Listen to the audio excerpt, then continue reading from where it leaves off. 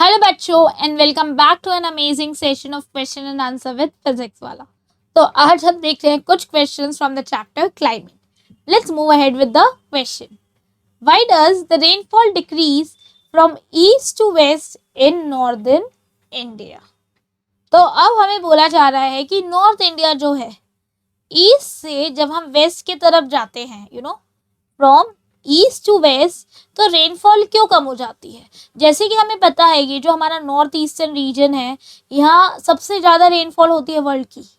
Correct? Mawsynram is the wettest place in the world, it receives the highest rainfall in the world. Then we have Cherrapunji again which receives a lot of rainfall. तो अब ये बोल रहे हैं कि जब हम यहाँ से यहाँ मूव कर रहे हैं तो बारिश कम क्यों हो जाती है? To understand that you need to understand कि यहाँ जो बारिश आती है in the eastern region, these winds enter the east from Bay of Bengal.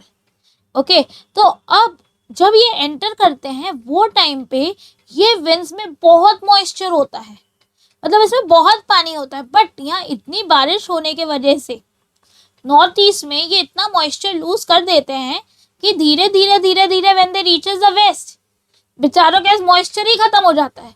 मतलब आप इमेजिन करो कि एक बाल्टी एक क्लाउड, अब मैं नॉर्थ ईस्ट में पानी गिरा रही हूँ तो मेरी बाल्टी ऑलमोस्ट खत्म होने वाली, आधी हो गई है। तो अब जब मैं धीरे धीरे पहुंच रही हूँ और पानी धीरे धीरे गिर रहा है तो वेस्ट में क्या ज़्यादा पानी बचेगा वो बाल्टी में? वैसे ही क्लाउड है, क्लाउड में बहुत सारा मॉइस्चर है, मगर ईस्ट में इतनी बारिश करने की वजह से जब वो वेस्ट तक पहुँचता है तो क्या हो जाता है? मॉइस्चर क्या हो जाता है? मॉइस्चर, यस, तो मॉइस्चर डिक्रीजेस। और जब मॉइस्चर वो लूज कर देता है, इसी वजह से वो सेम विंड जो ईस्ट में हाई रेनफॉल करा रही है वो वेस्ट में इतनी रेनफॉल नहीं कराती है।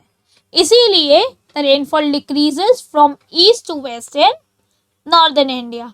आई hope you have understood the movement of winds. Do you have any doubt? Can we move ahead? Okay, चलो meet in the next question.